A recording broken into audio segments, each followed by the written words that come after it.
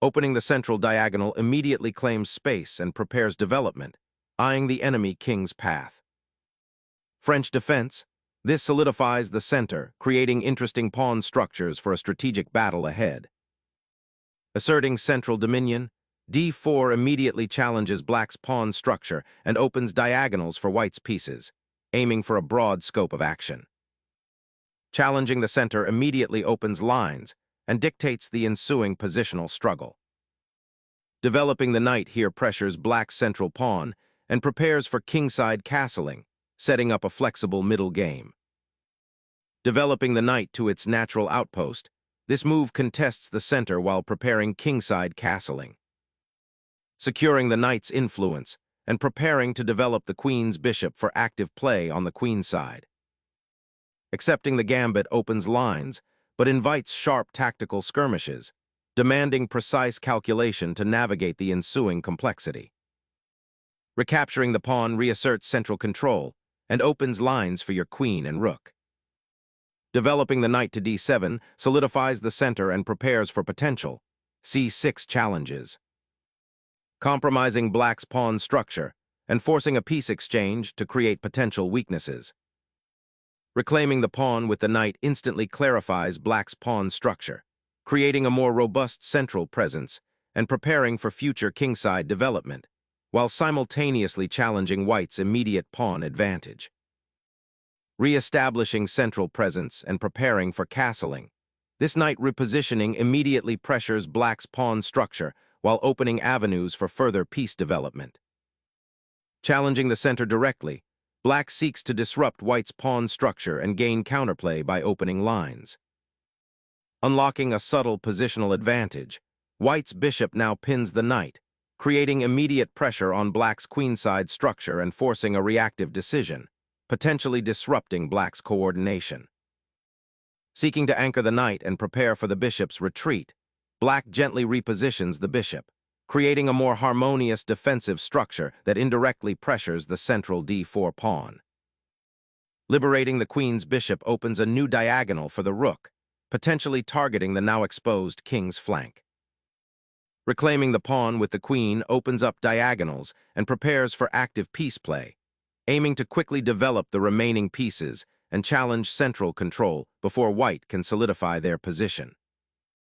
Unlocking the d-file for potential pressure, white prepares to castle kingside, aiming for rapid development and central influence while also subtly restricting black's knight mobility. Capturing that pawn opens the c-file, offering a potential outpost for your rooks and a target for their advance, but it also grants white a more harmonious central pawn structure, potentially leading to a slight spatial advantage if black isn't careful with development.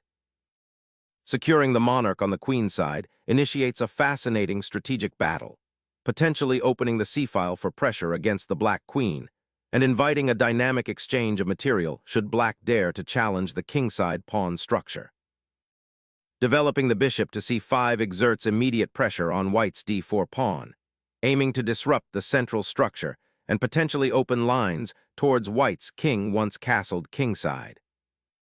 Shifting the queen aggressively to the 5th rank immediately seeks to exploit the slightly uncoordinated development of black's pieces and pressure the d-pawn, potentially forcing further concessions or creating weaknesses in black's pawn structure. Steering clear of the open d-file now presents an opportunity for black to regroup and fortify their central pawn structure, seeking a safer haven for their king. Relinquishing central control with that knight allows black to solidify their pawn structure and potentially launch a queenside initiative, as their pieces are now harmoniously aligned for such an endeavor. Black anchors the rook on the open c-file, immediately challenging white's control and creating a potential outpost for future maneuvers, all while preparing to address the slightly awkward placement of the queen. Unleashing a pawn storm begins with f4, aiming to seize central space and prepare for an aggressive pawn push on the kingside, potentially threatening black's king and disrupting its harmonious development. Securing the monarch behind a castled wall now becomes paramount, allowing the knight to potentially shift to a more active central square. Opening up the f-file for attacking potential, This knight maneuver aims to exploit the slightly less mobile nature of black's pieces after castling on the kingside. It's a subtle shift in the tactical landscape, preparing for potential future advances or exchanges that could benefit white's initiative. The idea is to create threats on the kingside, perhaps forcing a defensive reaction from black that might weaken their structure or expose their king. Seizing the open c-file, black aims to disrupt white's kingside castle and create immediate pressure along that crucial avenue, hinting at a desire to challenge white's central control and potentially exploit any lingering weaknesses around the monarch. Disrupting black's queenside pawn structure with the exchange on e7, white immediately targets the open c-file and aims to expose the enemy king. Regaining the attacked queen untangles black's pieces and prepares to contest the open d-file, a crucial conduit for future action. Securing the king's sanctuary with this repositioning allows for greater flexibility in future operations, potentially aiming to dominate the central files or prepare for a sortie down the now open second rank. Shifting the rook to the fifth rank immediately challenges white's central control and seeks to exploit the potential weakness on the d-file if white's knight were to move. This aggressive redeployment creates immediate dynamic tension, threatening to disrupt white's established pawn structure and potentially open up lines towards the king. Breaking the pin on the knight immediately liberates the queen and prepares to contest the d-file, a critical central artery. White sacrifices material with the intention of opening lines towards black's king, which still has potential weaknesses despite castling. The ensuing exchange will likely simplify the position, forcing a reckoning with the pawn structure and potentially leading to an advantage for white if black cannot untangle their pieces efficiently. This aggressive thrust aims to exploit the slight disorganization in black's camp and create dynamic imbalances rather than playing a passive waiting game. Opening up that kingside pawn structure with gxf6 fundamentally alters the defensive integrity around your monarch, while it gains a tempo on the bishop and potentially activates the g-file for counterplay. It simultaneously exposes crucial dark squares and weakens the pawn shield that was previously safeguarding your king.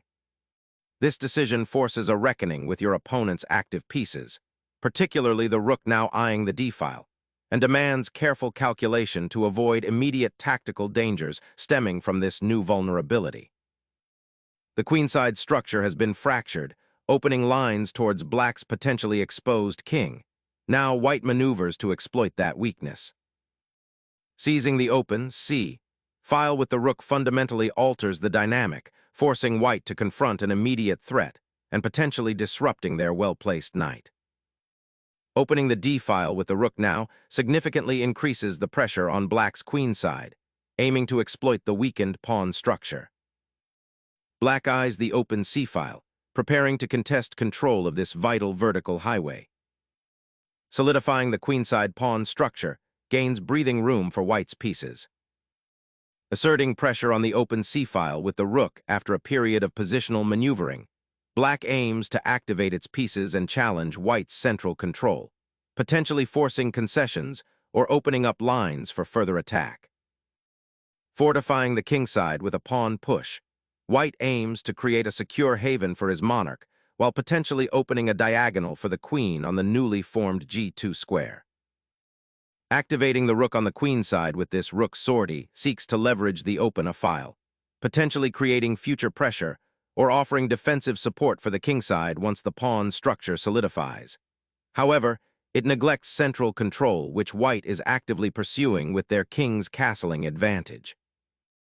Securing the queenside pawn structure, this maneuver aims to preempt any immediate black pawn thrusts like b5, while simultaneously preparing for a potential advance of the b-pawn to create further space and attacking chances. A bold centralization of the queen, aiming to disrupt white's queenside structure and threaten the pawn, while simultaneously preparing for potential piece exchanges to simplify into a more favorable endgame. Sharpens the central pressure, eyeing the loose pieces on the queenside while preparing to activate the rook on the d-file, a subtle attempt to pry open the position before black consolidates. Black introduces a cunning piece of pressure, aiming to exploit the exposed queen and create a tangled situation for white's king. Unleashing a decisive royal check, This move powerfully disrupts black's carefully constructed pawn shield, forcing a reactive retreat and exposing the monarch to further scrutiny. Observe how the queen, now positioned on a diagonal that pierces deep into enemy territory, creates immediate threats that black must diligently parry. This energetic initiative signals white's intent to seize the initiative, seeking to exploit the positional imbalances that have arisen and potentially launch a swift mating attack. The black king, now exposed on the f-file after the pawn push, feels the rising pressure from white's queen and bishop, forcing a necessary repositioning to a more sheltered square, even if it means sacrificing some central influence for immediate safety. The open d-file becomes a lethal highway for the white rook, directly threatening the trapped black king and forcing a desperate defensive maneuver. The rook sacrifice is accepted, finally opening the d-file for white's king to escape the queenside pressure and initiate a powerful central assault, aiming to exploit black's exposed monarch. Initiating the final phase of a hard-fought battle, this sequence offers white a decisive advantage by simplifying into an endgame where the rook's commanding presence on the open file will prove overwhelming. The black king, now exposed to the open d-file, faces a desperate retreat, a testament to the consequences of allowing white's rooks to dominate the central ranks and create attacking lines towards the monarch. Unleashing a devastating queen sacrifice to dismantle black's rook defense, white immediately targets the exposed king and the crucial 8th rank, aiming to force a swift checkmate or a decisive material advantage as the black monarch remains trapped in the center. The black king's defensive perimeter is decisively fractured. Seizing the open file, white forces the enemy king out of its shell, initiating a decisive mating attack that black's fragmented defense cannot possibly withstand.